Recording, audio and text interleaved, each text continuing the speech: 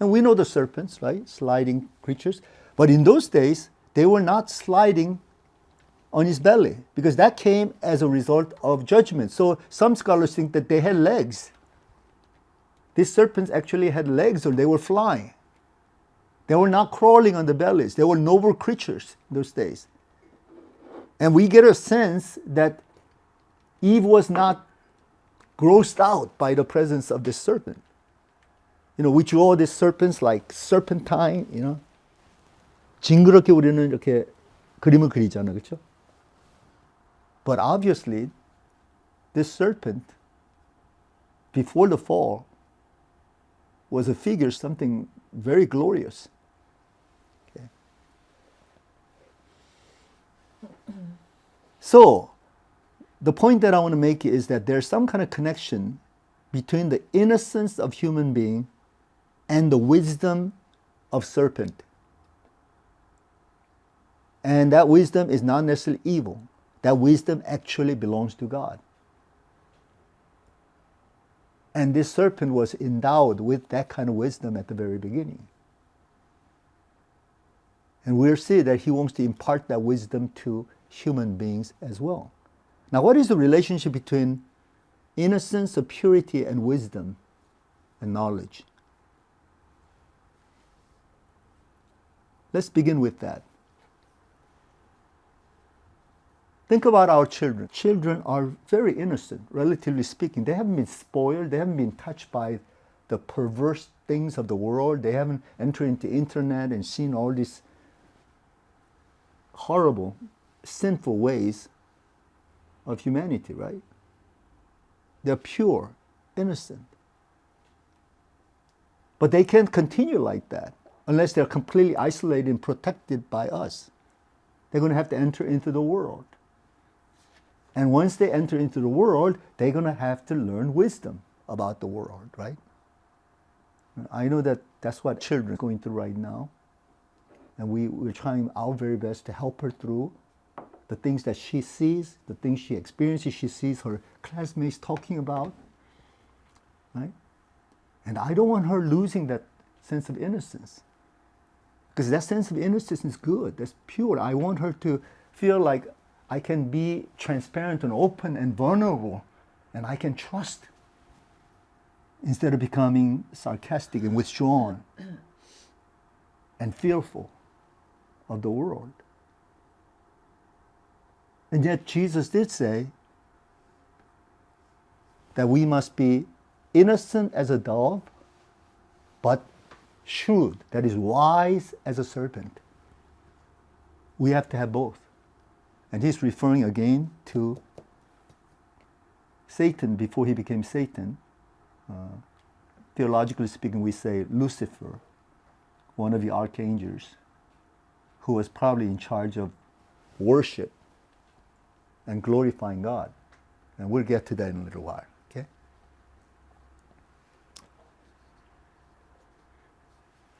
So let's talk about this relationship between the serpent and Satan. Now, how does this work out? How does the serpent play the role of satanic mind? How do you think this happened?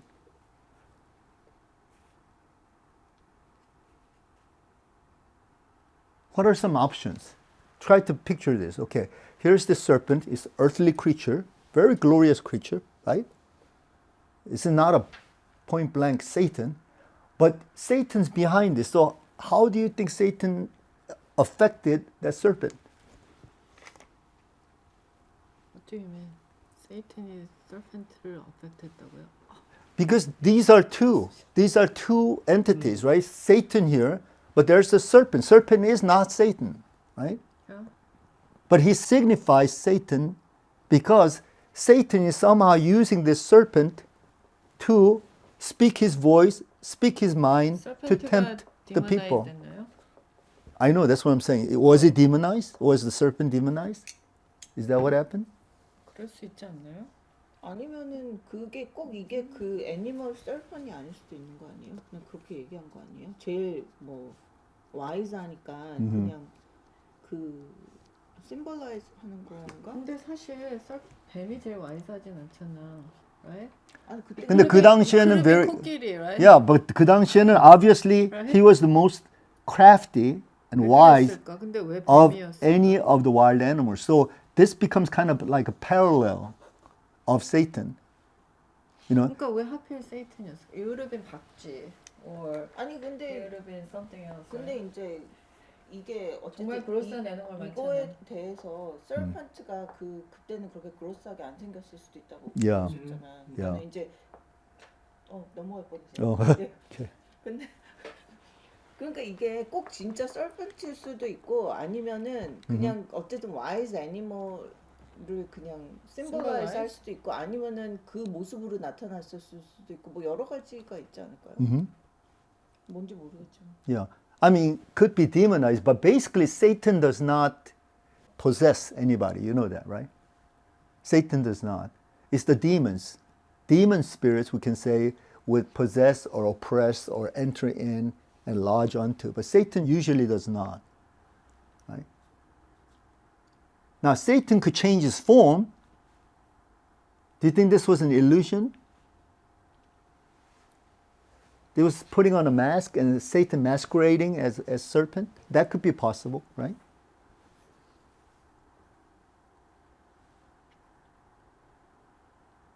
You might have to think about this. Don't just assume that because it's serpent is Satan. Not here. But later on in the book of Revelation, it does say that Satan or the devil is referred to as the ancient serpent or the great dragon. Right? So there's that kind of connection, that kind of association of the serpent with the demonic. I'm sorry to say that, but somehow that's become a symbol. You know, like today, the great good sign of rainbow has become a symbol for, you know, LGBTQ movement, right? 그러면 그 아르케인젤 그 세이튼이 된 거 있잖아요. 펄돼서 그게 이 크리에이션 이거 그 아담과 이브가 펄하기 전에 일어난 일인가요? Right. That's what theologians have concluded because he was already in existence. But obviously, this is not telling that story, you know, of Satan's origin. We have a little bit of reference in the book of Job in chapters 1 and 2, where Satan walks into the court of God, right? It comes into, you know, the entourage of God, and he suggests that God would remove the hedge of protection around Job, right? And he's able to come in and out, and he could only work within the limits of God's given authority. 그럼 이거는 그런 건가요? 그때는 이 서펀트라고 했을 때 이게 애니멀이 아니고 세이튼이었다는 말씀이신가요? 아니요, 내가 계속 리피팅 한 것이 serpent is serpent. It says very clearly serpent is one of the wild animals, right? So serpent is 근데 serpent. 그냥 사탄이 짐승 같다고 그렇게 한 거 아닐까? No, just remember this. Our image of serpent. Okay, do you like 근데 snakes? 나는 더 궁금. 이 서펜트의 존재가 세이튼이 얘를 픽한 건지 아니면 하나님이 얘를 심벌리컬리 이렇게 사용하는 건지 What do you think? I think whatever the answer is, which we'll never know, Satan wanted to use one of the creatures somehow to voice it or through telepathy communicate his mind, his will. Because we know behind serpent, this particular serpent was Satan. And like I said, we cannot go through all the references, but we're seeing the future references that this is true. 아니요 그때 Okay. 애니멀하고 애니멀이 다 얘기를 했나요? 그때? Not necessarily. That's the question that some scholars are asking. 그러니까 The fact that the 예. serpent is speaking here, 예. if the serpent is speaking, it's either because all animals were able to speak and communicate with Adam and Eve, Or, obviously, the fact that the serpent is able to speak clearly shows that someone else is behind it to Satan이. speak as though serpent is speaking. Right? And does it mean it's a vocal speech? It could be just a thought speech, right? As long as you're communicating that to Adam and Eve. Anyway, I want you to think about this. But one thing is very clear. Satan behind serpent does not appear to human beings in a grotesque way, in a slimy way, in a deceptive, cunning way. That's obvious. They would have been totally affronted by that, right?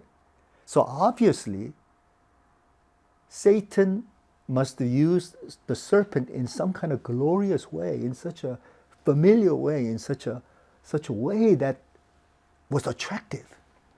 그때는 뱀이 아주 아름다웠을 수 있죠. Yeah, exactly.